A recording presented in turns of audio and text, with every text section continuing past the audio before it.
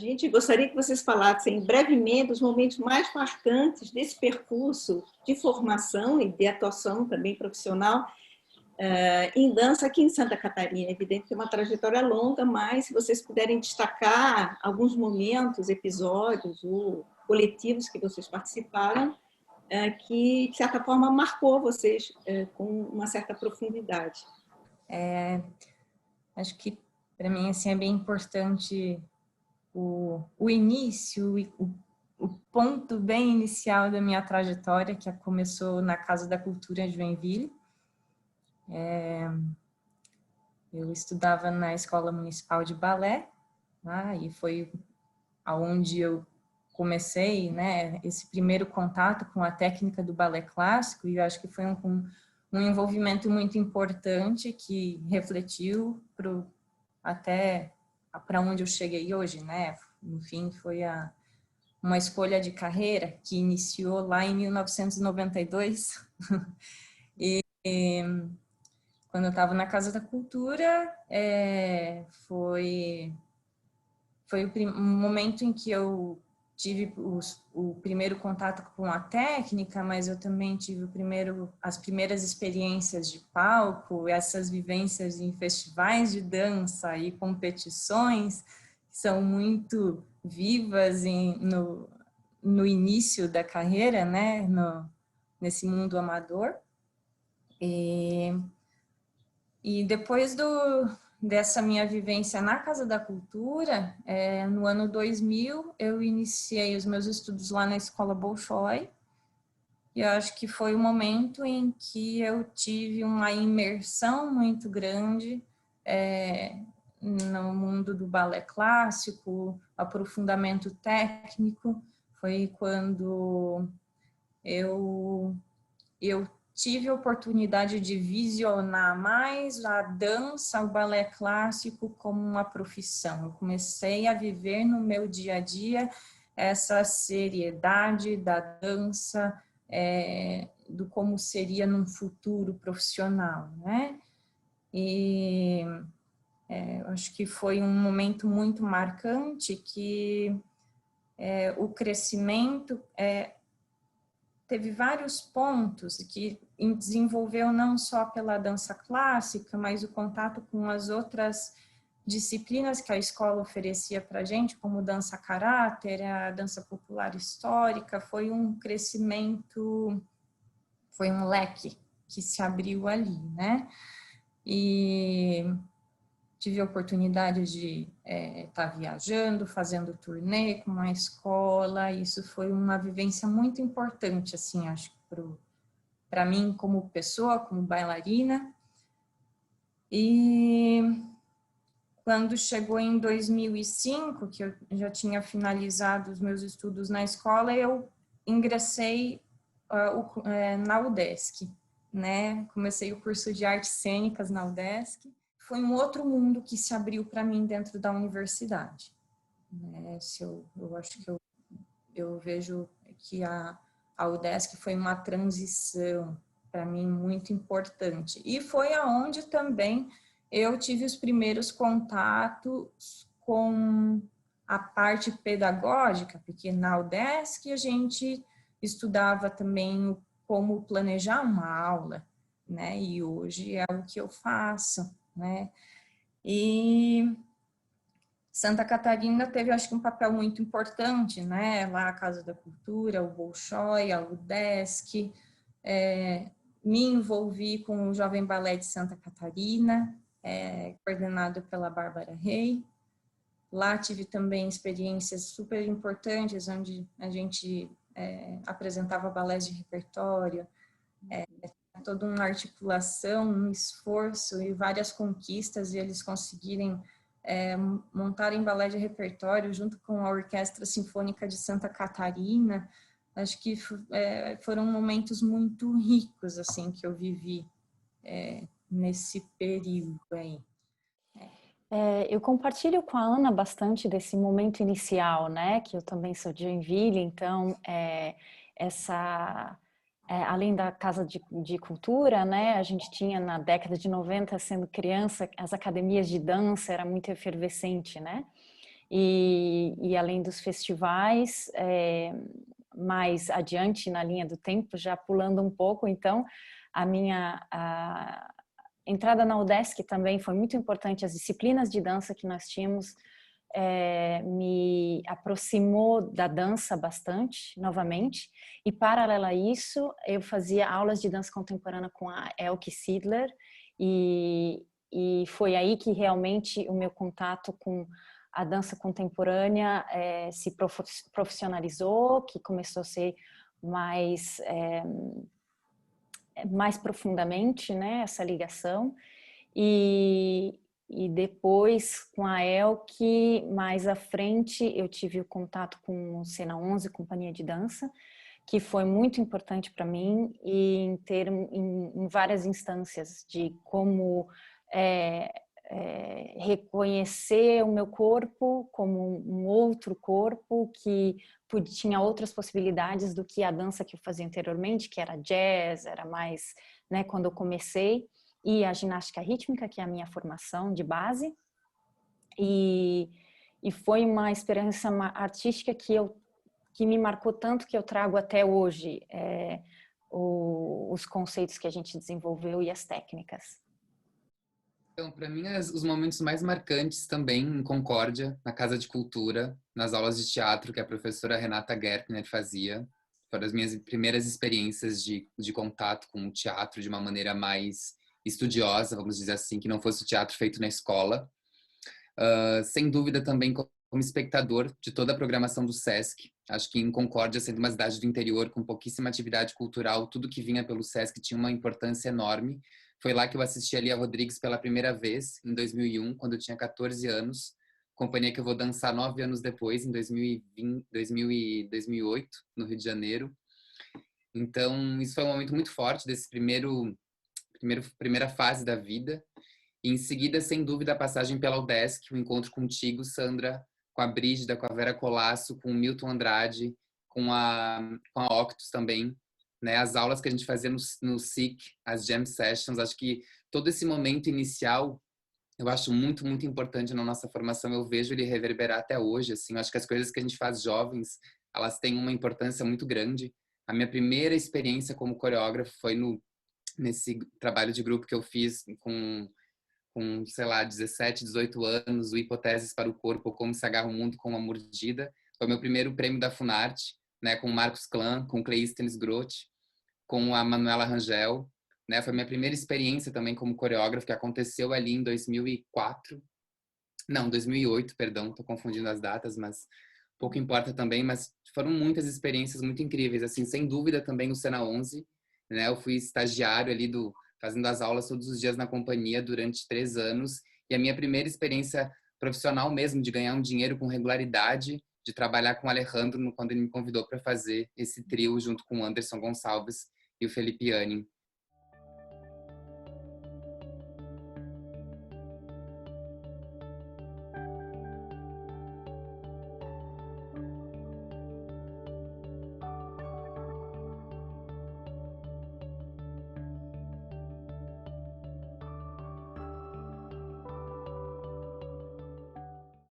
Uma segunda questão, vocês saíram do país, né? Teve um momento em que, né, por que será, né? O que os motivou? Questão que experiências vividas aqui, né, foram levadas para essa nova experiência. Vocês já falaram um pouquinho agora sobre isso, né? O que vocês carregam e o que vai se transformando lá também. O motivo da minha saída do país, o que me levou a sair do país foi a busca pela formação pedagógica que fosse diretamente ligada ao balé clássico. Já desde lá da UDESC, mesmo estudando o teatro, tudo, eu nunca desvinculei da dança, e eu quis dar continuidade ao balé clássico de uma forma mais profunda, estudando em uma universidade ou um curso de professores que fosse mais a fundo. E eu encontrei isso na Alemanha, encontrei na Paluca Hochschule für Tanz, que é a Universidade de Dança em Dresden, e esse foi o meu grande motivador, né? No início foi um pouco assustador, porque o mestrado era em alemão.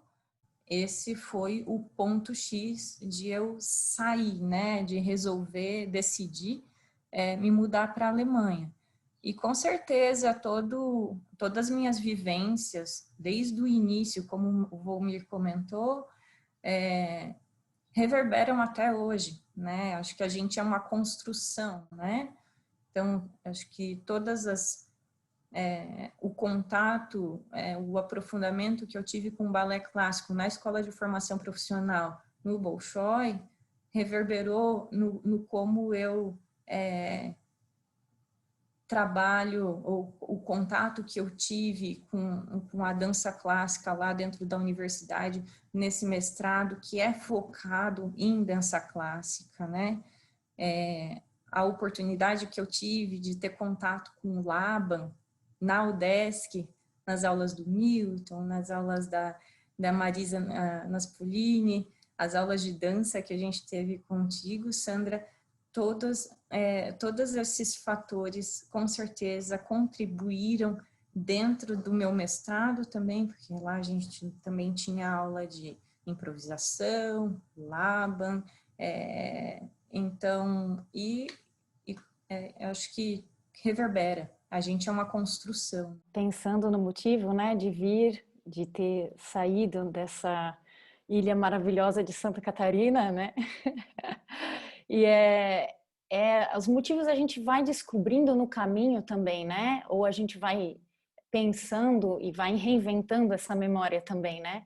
Mas o que eu posso dizer hoje é que eu acho que eu tinha um interesse muito grande de me aprofundar nessa mistura entre dança e teatro, que começou naturalmente quando eu fiz o curso da UDESC, que era um curso de teatro, mas que englobava muito essa parte do corpo, como todos os professores que vocês citaram agora, foi muito bom ouvir todos esses nomes. E então essa estética, para mim, me marcou muito e me interessou muito. Então, quando eu conheci o Pipinton foi através de um canal de YouTube, estando na UDESC, e eu nunca nem ia pensar que eu ia fazer parte da companhia um dia. E quando surgiu a oportunidade de fazer uma audição, eu vim para a Bélgica para fazer a audição, né?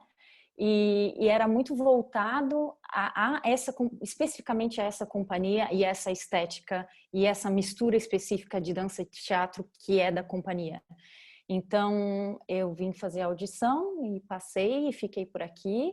E eu acho que também tem esse lado da curiosidade de experimentar a vida artística num outro país, além dessa parte mais estética ou do interesse artístico, mas também de o que tudo engloba, né, em contexto mais cultural, em contexto mais amplo, né, de dinâmicas, de como a arte acontece num outro país, de como se vive num outro país, né?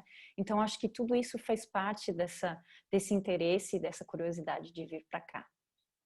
Eu acho que tem várias razões pelas quais a gente se joga num deslocamento, né? Essa potência de se deslocar, né? Para mim foi muito importante sair de Concórdia. Desde os meus 12 anos eu queria muito sair de Concórdia, deixar aquele contexto hostil, extremamente homofóbico, que tinha onde eu tinha uma dificuldade enorme em me encontrar naquela cidade, por ser um jovem que se interessava pelo teatro também. Então acho que desde ali começo a organizar um plano de fuga, assim, de fugir daquela cidade. E Florianópolis sendo a cidade maior, né, mais perto de Concórdia, então era uma boa oportunidade, mas tinha que ser também uma universidade pública, para não ter problema com pagamentos de mensalidade, essas coisas, para não ter também dependência com família, para também não passar por um serviço militar. Para mim era um motor muito forte, e isso estar na universidade seria uma razão para não entrar no serviço militar.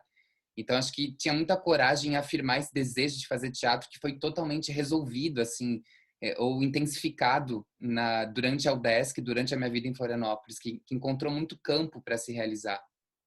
E acho que esse desejo experimentado em Floripa me autorizou a, de repente, parar o curso na UDESC e fazer uma audição de um mês na Lia Rodrigues, no Rio de Janeiro. Eu nunca tinha ido para o Rio, passar um mês lá para, de repente, começar a trabalhar numa companhia e que, ao mesmo tempo, faz muita turnê internacional Então, assim, que é também uma maneira de realizar um sonho de uma experiência que eu tive como espectador em Concórdia, com 14 anos, que eu vou tentar resolver depois com 20 anos, no Rio de Janeiro. E aí, com a Lia viajando pela França, eu descubro esse mestrado aqui na França e desejo fazer esse mestrado porque tinha uma articulação muito interessante entre teoria e prática. E que foi alguma coisa muito fundada já na UDESC, né? A UDESC o curso de artes cênicas já é muito transversal, já tinha essa mistura entre teoria e prática de uma maneira muito incrível, né? Os nossos primeiros experimentos como intérprete, ou como coreógrafo, ou como teórico, ou como crítico, eu sinto que eu carrego muito rigor, a determinação que a gente aprendeu ali no CEART, né, no Centro de Artes, que tinha uma capacidade de experimentação incrível. Eu lembro que eu fazia parte de, sei lá, 3, 4 projetos de encenação por ano. Eu me jogava em tudo que eu podia para estar em cena, para estar lendo, para estar estudando. Tinha o tubo de ensaio, tinha o múltipla dança, um monte de eventos que aconteciam ali que acho que eu carrego comigo essa experimentalidade, esse desejo de criação, que talvez até eu encontre menos hoje na minha vida ou no contexto onde eu estou. Talvez eu encontre condições em termos de infraestrutura, em termos de subvenções públicas, em termos de economia. Mas essa coragem que eu estou falando é alguma coisa que foi muito fundadora e muito rica naquele momento ali.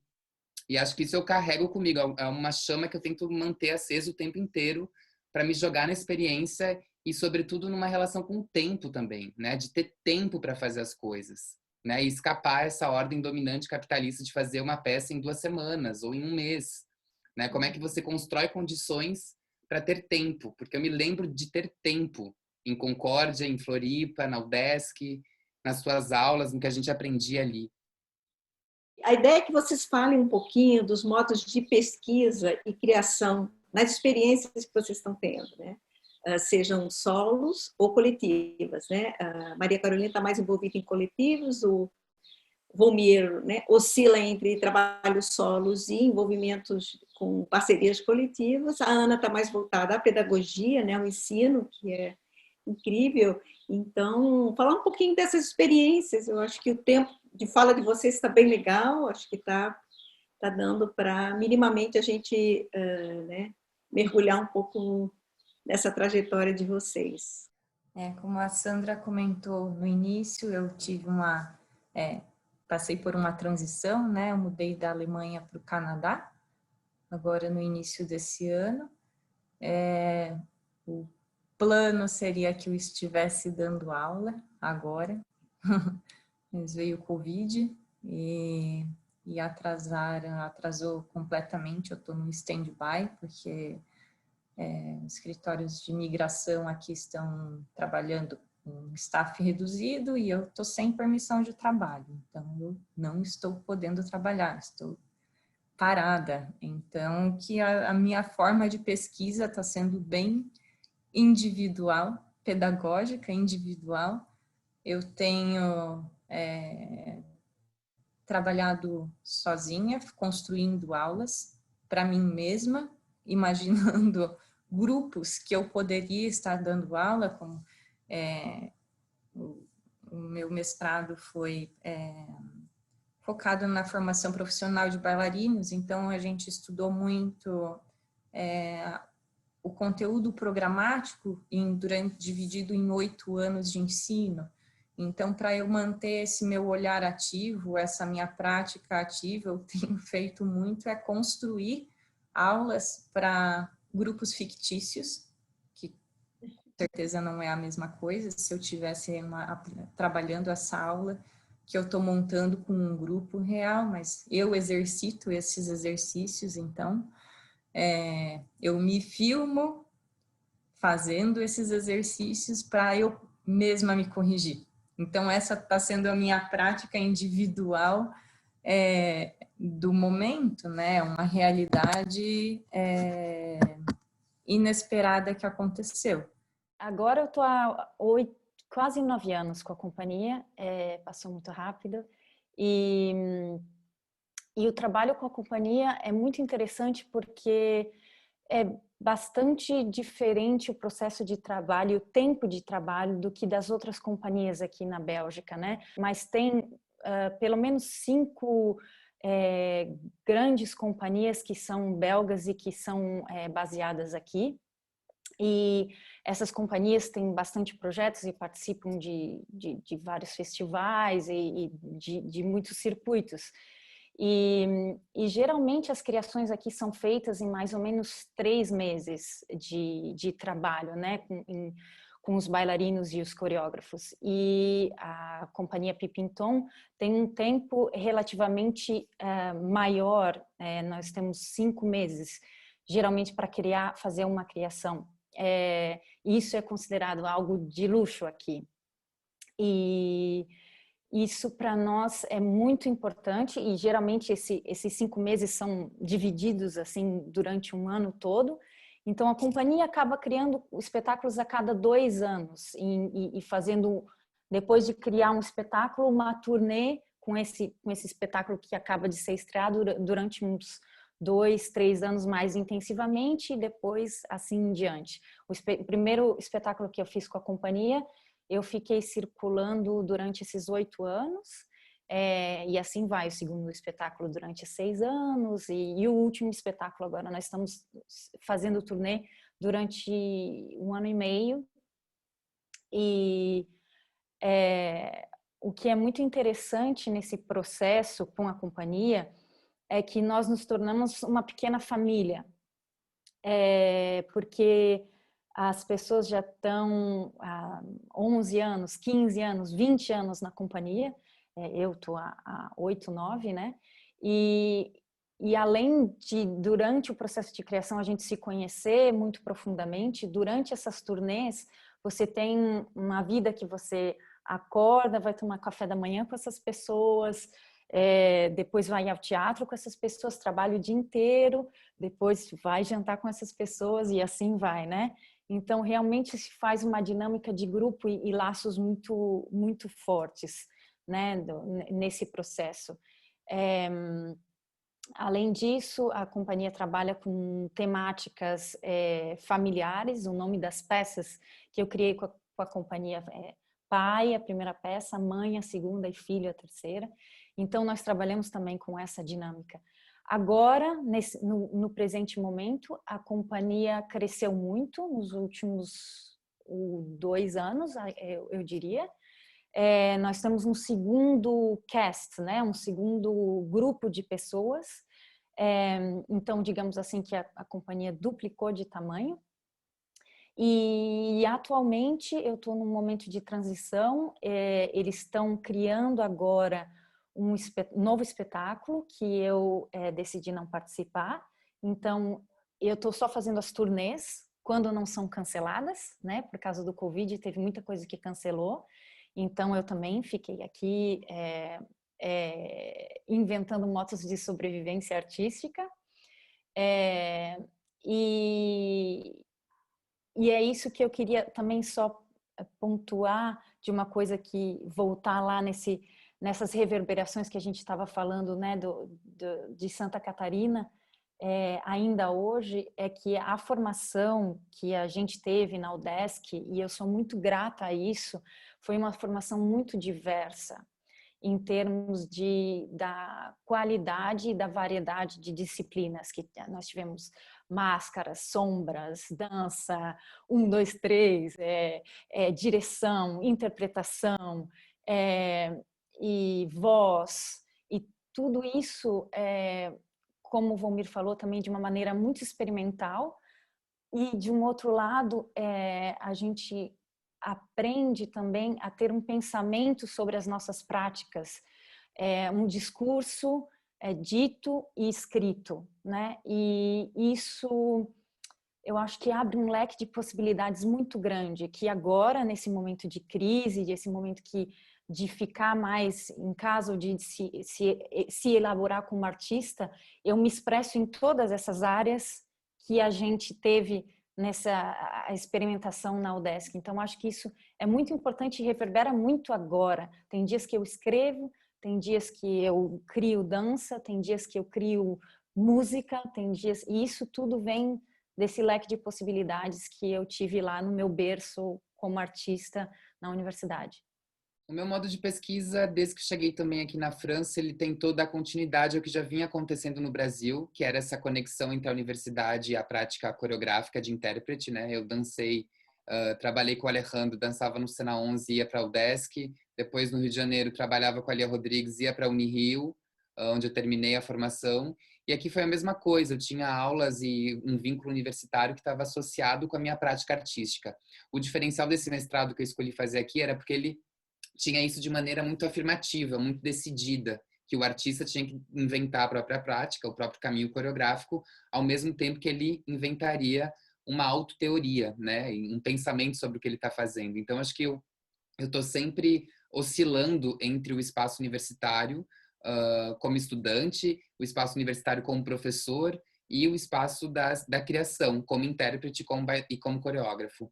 Cada vez mais eu estou deixando de lado o trabalho de intérprete, eu vejo que o meu trabalho começa a ganhar mais espaço como coreógrafo e eu estou interessado em investigar isso, porque eu acho que eu também experimentei bastante trabalho de intérprete e também experimentei muito a forma do solo, formas pequenas com mais um, dois, um trio. Então, acho que agora eu também estou interessado em formas maiores, investigar outras formas humanas, outros tipos de comunidade. Então, estou cada vez mais investigando essa possibilidade de trabalhar com grupos. Hoje em dia eu estou trabalhando com uma companhia que é uma companhia de balé, o Ballet de Lorraine, um balé que está situado em Nancy. Estou trabalhando a minha maior peça com 13 bailarinos.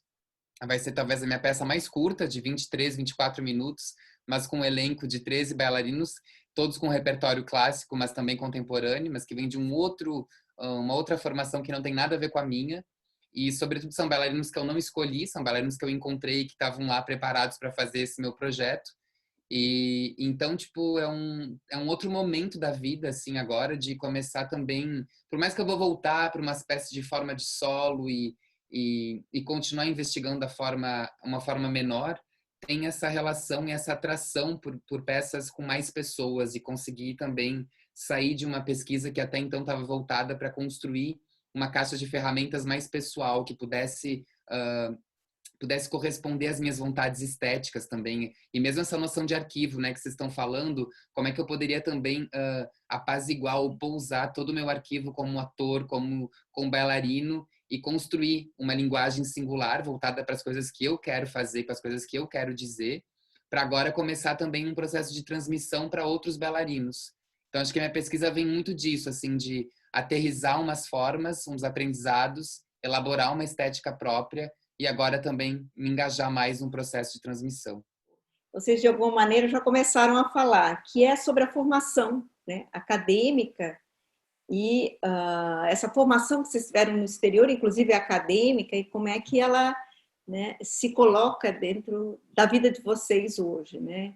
O que isso culminou, que tipo de transformação profissional essa formação, seja dentro da universidade, seja fora, apontou novos horizontes para cada um de vocês, assim.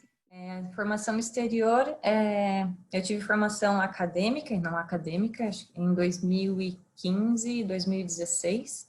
Eu fiz um curso de formação de professores em Nova York, que era oferecido pelos professores do Bolshoi da Rússia. E, então, era um curso que era totalmente voltado para a técnica, a metodologia Vaganova. Para mim foi muito conveniente, porque era a mesma metodologia que eu tinha estudado como bailarina, e agora com uma outra perspectiva, né, com a posição de professora.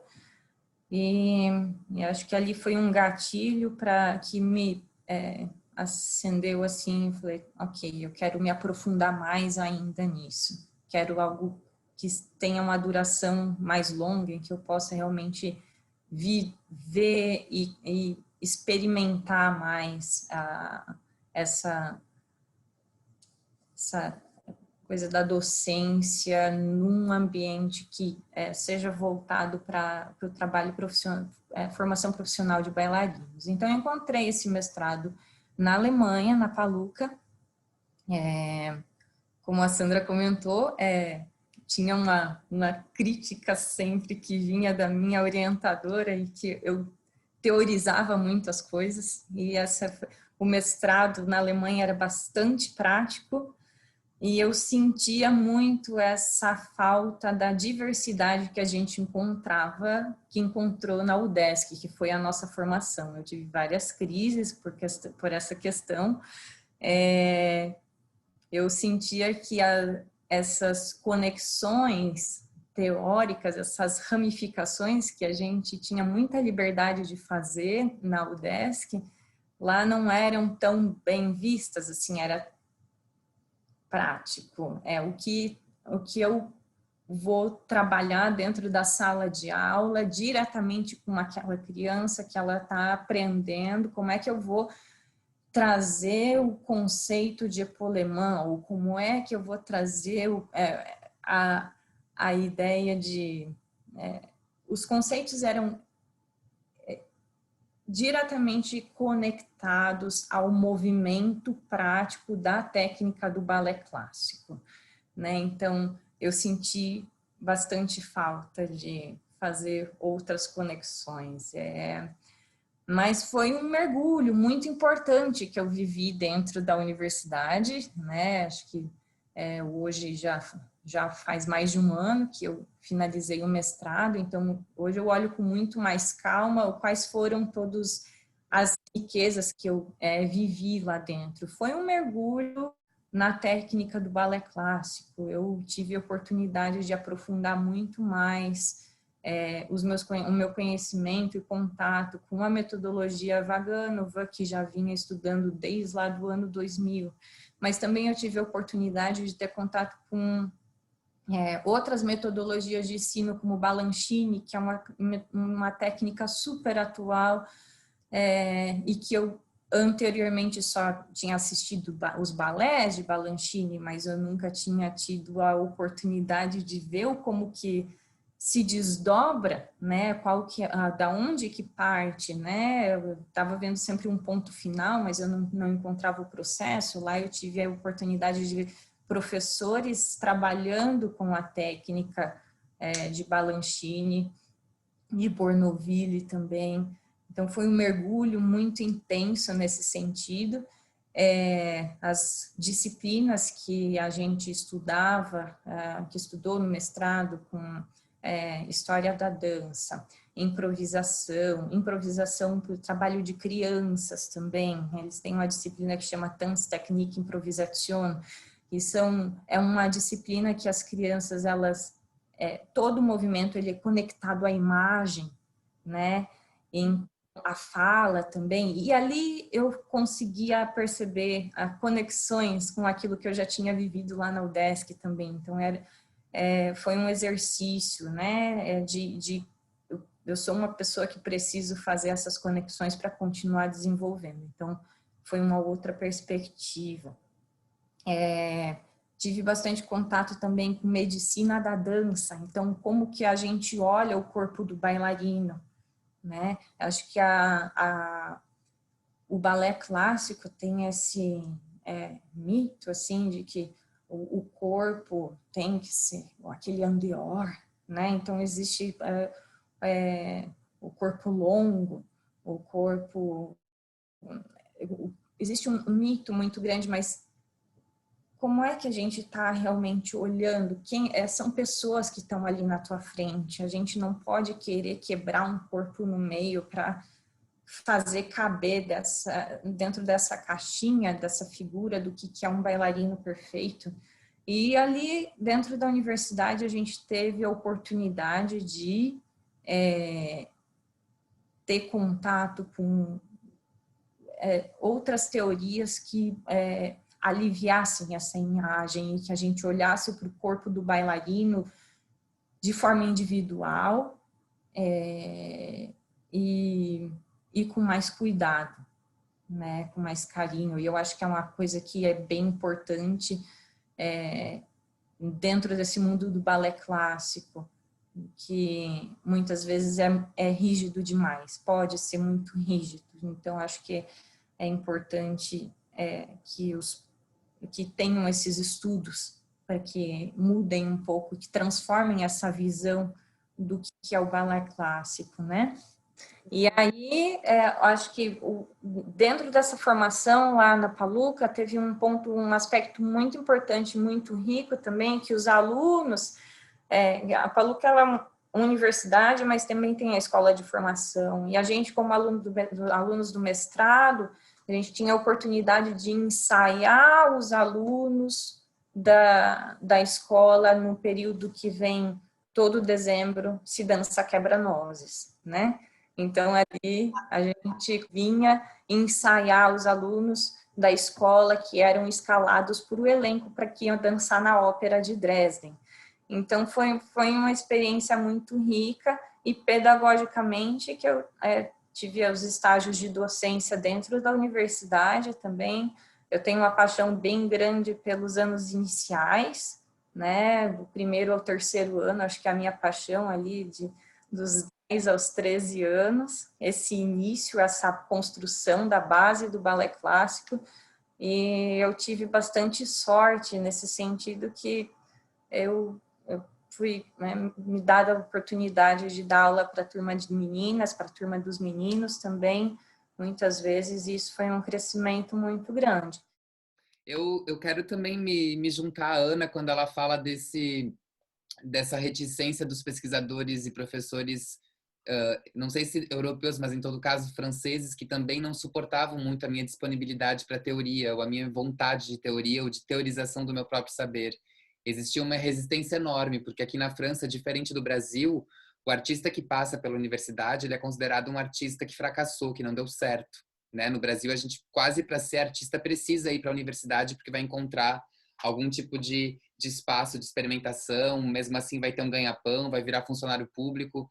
Aqui, como existe um estatuto muito certo também da posição do artista, acaba que ir para a universidade significa que não deu certo esse percurso. E eu apareci como uma espécie de monstro nessa articulação, porque eu gostava muito de ler teoria, não só outros artistas, não só romances, porque artista parece que também só tem que ler outros artistas, mas eu gostava de ler outras coisas, como eu gosto até hoje. E também tinha essa resistência. Então, também aqui na universidade foi tramado uma espécie de luta de conseguir manifestar também essa formação que vinha da UDESC, também honrar esse percurso que estava dentro dessa articulação teórica prática, que eu acho que no Brasil a gente já está muito mais na frente nesse tipo de aceitação. A França, hoje em dia, está começando a falar de pesquisa-criação, da existência de um artista pesquisador. Então, eu acho que... E hoje em dia eu sou extremamente convocado para falar sobre isso, e tem até um valor que está nascendo um reconhecimento dessa postura, dessa posição, que eu acho que, para mim, não é nenhuma criação que vem daqui, mas vem de muito mais tempo, né? Que vem dessa vontade de conhecer o que eu estou fazendo, né? Acho que, de novo, assim, para a gente falar desses arquivos ou desses aprendizados da nossa passagem em Santa Catarina, eu só posso falar dessa vontade de conhecer o que eu faço, né? De não ser ingênuo diante de como eu falo do meu trabalho. As palavras que eu uso, elas estão fazendo uma citação dentro da história. Elas têm referência, elas têm passado. E eu acho que a universidade é um lugar incrível para a gente poder se dar conta dessa responsabilidade. E eu tento cada vez mais trazer isso para dentro da minha prática artística. Né? Agora, se eu estou trabalhando com a questão do erotismo dentro dessa peça que estou fazendo para o balé, porque faz menção a uma peça que foi criada em 1921 na França, mas uma peça que foi construída em Petrópolis, no Rio de Janeiro, para um balé sueco, que era um balé totalmente dadaísta, eu estou me interrogando qual que era a visão desses franceses no Rio de Janeiro de uma ideia de Brasil, de uma ideia de erotismo. Né? Então, assim, não tem como dissociar a pesquisa da criação. E a universidade, tendo algumas ferramentas que podem totalmente servir para a criação, e a criação também, que inventa ferramentas que podem ser oferecidas para a universidade, eu acho que existe aí uma conversa muito interessante a ser feita e que eu não abro mão. Eu gosto muito de misturar esses rigores e de misturar essas conexões possíveis. E eu acho que isso também vem muito da formação da UDESC, como eu já disse, isso eu repito, porque eu acho que isso é importantíssimo. E eu acho que se a gente conseguir cada vez mais misturar esses dois espaços, com todos os rigores, e claro, flexibilizar também, né? Porque não é só a gente ir lá na universidade emprestar, mas a universidade também tem que se deixar transformar pela presença dos artistas, né? E rever os seus princípios, como eu estou vendo hoje em dia a França revisar esse preconceito com artistas interessados pelo pensamento e pela teoria, né? Então, acho que eu me situo muito nesse entre dois, nesse vai e vem entre posturas diferentes que eu acho que me ajudam muito a criar e a manter viva essa pulsão do rigor e da determinação com o pensamento, né? Que é tão importante para a arte, como para a ciência, como para a universidade, como para o dia a dia. E pensando também que a teoria é uma prática também. Também. No Brasil, a gente está nesse esforço há um bom tempo e a gente está tendo umas conquistas interessantes. Não é só o artista entrando, mas como o artista transforma métodos, né? Metodologias para pensar o que é pesquisa na universidade, né? Isso acho que é uma contribuição muito bacana. Assim. Não dá para não perguntar isso, que é as condições de trabalho e as políticas públicas que existem para a dança, aonde no contexto que vocês estão vivendo. A Ana talvez possa falar um pouquinho mais. Ela chegou agora no Canadá, né? E como é que vocês veem em relação às políticas ou ausências de políticas públicas para a dança? Bom, eu vou falar mais em relação às escolas, porque é mais a minha experiência, né? Do como é dar aula em escolas, como foi dar aula nas escolas na Alemanha. Então, foi bem diferente, a experiência foi bem diferente do que dos 12 anos dando aula no Brasil. Acho que uma diferença muito marcante que tem na Alemanha, que existe na Alemanha em forma geral, é que existem as escolas estatais e as escolas privadas. As escolas estatais e privadas, elas têm um peso completamente diferente, então tem tipo de formação completamente diferente, né? Um comparativo, assim, vamos dizer, no Brasil, a escola de formação profissional de dança, a gente tem lá o Bolshoi, tem a escola de dança do Teatro Municipal de São Paulo, a Maria Oleneva no Rio. Na Alemanha, é como se em cada região, em cada cidade tivesse, ou do estado, tivesse uma grande escola estatal, né? E aquela escola estatal é onde eles vão produzir os talentos, vamos dizer assim. As escolas privadas, elas existem puramente na dança, na perspectiva de hobby. Elas não vão nem ter a possibilidade de estar oferecendo aula para os alunos diariamente, se elas quiserem. Essa condição do aluno se propor o estudante se propor a estudar dança, balé clássico, dança contemporânea, diariamente vai se existir na condição de ele ser selecionado para estudar numa escola estatal. Né? Eu acho que aí começa já uma grande diferença na forma com que você, como professor, também vai desenvolver o seu trabalho, porque a forma com que um professor constrói uma aula para estudantes que estudam, dançam 5 ou 6 vezes na semana, é completamente diferente da forma que eu vou conduzir uma aula para um estudante que vem estudar balé clássico uma vez na semana durante 1h15 minutos. Então, aqui, como eu tinha mencionado antes, tem essas 5, 6 grandes companhias, e o sistema de subvenção aqui é muito parecido com o Brasil em termos de escrever para leis, para você ter uma subvenção para manter os seus projetos. A diferença é que essas companhias, basicamente, elas vão receber essa subvenção, por mais que elas se inscrevam todos os anos, elas são como grandes pilares aqui, né, na Bélgica, e fora isso, e eu venho desse lugar, né, então eu estava bastante dentro de uma bolha que é a companhia, e que agora, 2020, eu tinha escolhido como meu ano de transição, para ir para um outro lugar, que são os artistas independentes e as pessoas que trabalham com outros tipos de pesquisa, mais solos, duos, né, que tem outros tipos de subvenção, que eu ainda não sei com bastante clareza como que é, porque eu estava nessa vida de companhia até então, né, mas por alguns colegas e algumas pessoas que eu conheço, né, colegas do mundo da dança, eu sei que as pessoas, que não é assim tão fácil como a gente às vezes imagina que é, essa coisa que tu também estava falando, Sandra, da romantização, né, de que aqui vai ter trabalho a qualquer hora e a qualquer momento. Eu acho que Bruxelas mesmo ganhou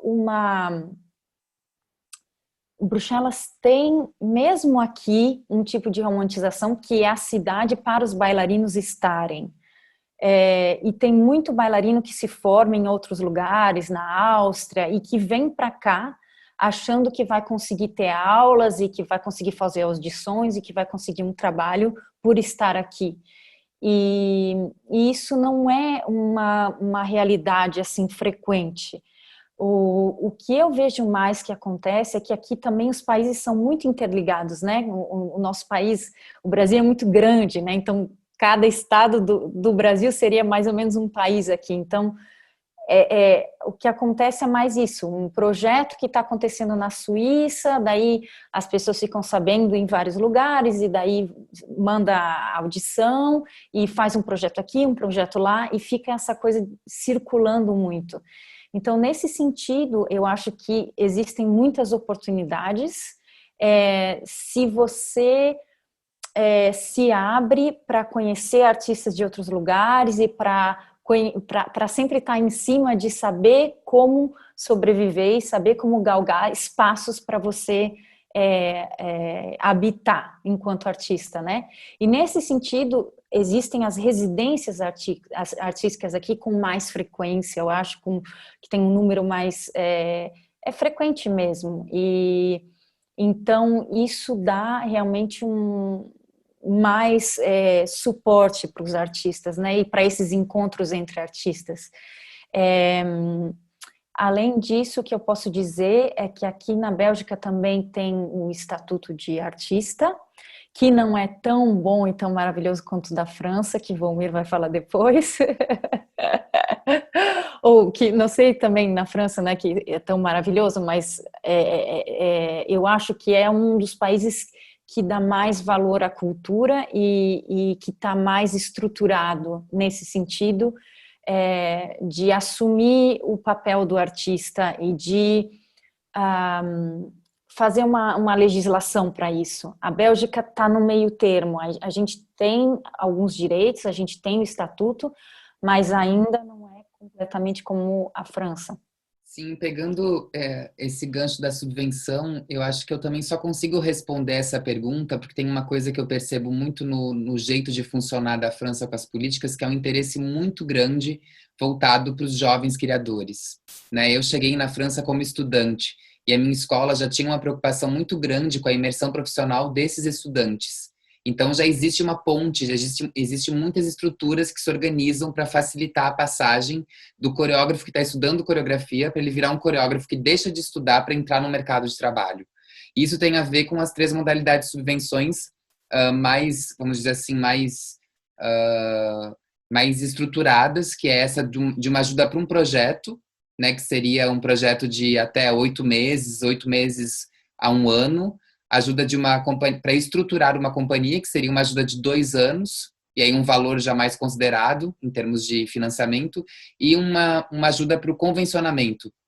O convencionamento seria para companhias que aí tipo podem até perder, eu quero dizer assim, perder o tempo para renovar a subvenção. Pode durar 10 anos, 15 anos, e aí a cada ano vai ter também um valor já bem maior de financiamento. Né? Eu montei minha companhia em 2018, quando eu digo companhia não é nada demais, não é para imaginar um lugar, nada, é aqui em casa mesmo, eu e minha, é uma espécie de associação, e aí a gente vai trabalhando para elaborar isso. Eu estou nesse segundo momento, que seria uma ajuda à estruturação. E aí você tem uma espécie de coisas para realizar, como eu tenho que criar pelo menos uma criação a cada 2 anos, eu tenho que apresentar pelo menos umas 50 vezes, eu tenho que fazer 50 datas em 2 anos, né? Eu tenho que ter algum tipo de vínculo pedagógico, eu tenho um certo número de horas para executar também como professor, e essas coisas o departamento das ajudas não necessariamente produz, né? Eu tenho que ir atrás disso, mas o fato de eu ter essa ajuda, isso já possibilita uma abertura na direção dos teatros e de outras formas de subvenção que seriam coproduções com teatros, que aí vão acabar nessas residências onde você faz as criações. Então, isso estou falando mais em termos de um programa cultural voltado para subvenções para produções, para organizar processos de criação. Depois tem toda a parte que é voltada para a circulação, que, mais uma vez, tem festivais específicos voltados para jovens artistas internacionais, jovens artistas daqui. Depois você vai ter para companhias maiores, para peças para grande público de 2.000 pessoas. Então vai ter, sempre tem esse programa que organiza a distribuição do dinheiro, assim como a circulação dos projetos. E isso sempre organizado de acordo com um tipo específico de público, né? O nosso famoso público-alvo. Eu acho que a França tem isso de conseguir, de alguma maneira, organizar para salas grandes, salas menores, projetos que têm um cunho mais pesquisa, sem necessariamente corresponder a uma forma espetacular, vai ter um lugar para isso. Eu acho que o diferencial seria conseguir distribuir o dinheiro para todas as formas e parar com essa hierarquia, que é só um tipo específico de estética que vai ganhar uma grana para trabalhar. Né? Então, às vezes, está começando uma peça, é um solo dentro de um banheiro público, numa praça, onde talvez vai ter um espectador, não vai ter essa rentabilidade enorme. Pode ter dinheiro para isso, isso pode ser apresentado em todo caso. Isso vai participar de uma comissão e a comissão vai decidir. O que é interessante das comissões também é que elas são avaliadas por diretores de teatro, por diretores de centros coreográficos, por artistas, por jornalistas, por críticos, por espectadores. São sempre comissões que têm, 30 pessoas analisando. Isso também é muito interessante, porque isso também acaba com o nosso círculo vicioso das pessoas com poder que vão ficar sempre selecionando os projetos, que às vezes a gente acaba, né, se fechando muito. E para fechar, essa questão do estatuto também é muito interessante, né? Porque o artista tem esse estatuto aqui na França de intermitente, que só tem aqui na Bélgica. Eles têm algumas nuances, mas isso consiste, para dizer muito rápido para vocês, em trabalhar durante 10 meses 500 horas. E aí, uma vez que você trabalhou 500 horas em 10 meses, você envia todos os seus contratos para o polo aqui dos trabalhadores e eles fazem um cálculo de quanto cada artista vai passar a ganhar por dia, como uma diária. E aí, no ano seguinte, a gente recebe uma diária de artista que é calculada a partir das nossas horas e a partir dos cachês que a gente teve. E isso passa a ser uma diária. Então, se hoje, por exemplo, eu não trabalhei, eu não assinei nenhum contrato, o governo me paga essa diária. Quando eu trabalho e tenho contrato, o governo não me paga. Mas quando eu estou sem trabalho e sem contrato, inclusive feriado e final de semana, o governo me paga aquela diária. E todo ano eu tenho que conseguir fazer aquela mesma carga horária para poder renovar. E isso faz com que o artista tenha condições de viver como qualquer outro trabalhador que ele é. E eu vou chamar agora a Jussara e a Vera para a gente ir caminhando, né, para o final, e elas vão trazer algumas questões também, algumas perguntas que apareceram pelo YouTube, tá? Sim, surgiu uma pergunta lá no YouTube, lá na lista, no chat, que é para Maria. Fala assim, com essa convivência, sobre a tua convivência que você comentou para quem chegou depois, né, que a companhia que você está, Pipinton, é quase uma família, né? E aí se perguntou como evitar o previsível, já que todos conhecem o estilo de cada um, e abrir espaço para o novo fora dessa convivência, né? Essa é uma questão para Maria. E eu queria também, daí já aproveitar, que vocês falassem se vocês têm algum vínculo ainda com o Brasil em termos profissionais, estão desenvolvendo algum projeto conjunto, ou alguma colaboração artística com algum brasileiro, algum plano de vir dançar aqui, ou vão ficar aí para sempre? Assim, comenta um pouquinho só sobre isso depois. Eu acho essa pergunta muito bacana, porque realmente é um desafio, né? Você, quando trabalha há bastante tempo com as mesmas pessoas, tem um lado muito interessante, porque você justamente já sabe o que aquela pessoa pode fornecer, já sabe o que aquela pessoa pode trazer, digamos assim, né, como experiência e como qualidade. Então dá para você ir a cada criação, a cada ano, a fundo naquilo que aquela pessoa traz, mas ao mesmo tempo cria, né, lugares fixos que a gente acaba ficando naquele lugar de que eu faço mais isso, você faz mais aquilo, e a gente já se conhece e fica assim. E também para os nossos próprios diretores, o que eles acabam querendo da gente ou exigindo da gente são lugares bastante similares a cada criação, né? Então, a pergunta seria, né, como se recriar a cada criação num lugar que já existe o hábito, né? E para mim, a maneira que eu respondo, eu acho que talvez para cada um da companhia seja muito diferente, esse de se colocar o desafio, né? De você mesmo, quase você tem que provar que você pode fazer alguma outra coisa e você tem que convencer que você pode, né?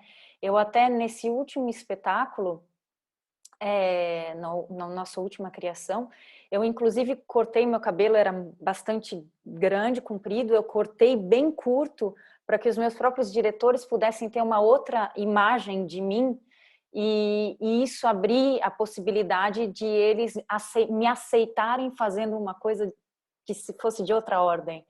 E eu posso dizer que funcionou. Eu acho que o meu material e as qualidades que eu acabei explorando foram completamente outras nessa última peça. E assim, respondendo também um pouco o que a Sandra tinha perguntado antes, como é que é esse processo de criação, de colaboração como intérprete, né? A companhia é muito aberta para a gente trazer tudo que a gente quiser. A gente cria tudo enquanto performer, né? Enquanto intérprete. Então, se eu quiser cantar, se eu quiser fazer uma cena mais atuando, se eu quiser fazer uma cena dançando de um jeito, sambando, ou quiser fazer o que eu quiser, uma coisa mais flexível, eu posso trazer tudo. E eles vão, aos poucos, direcionando mesmo, ou selecionando com uma rede isso que eles querem ver no processo final.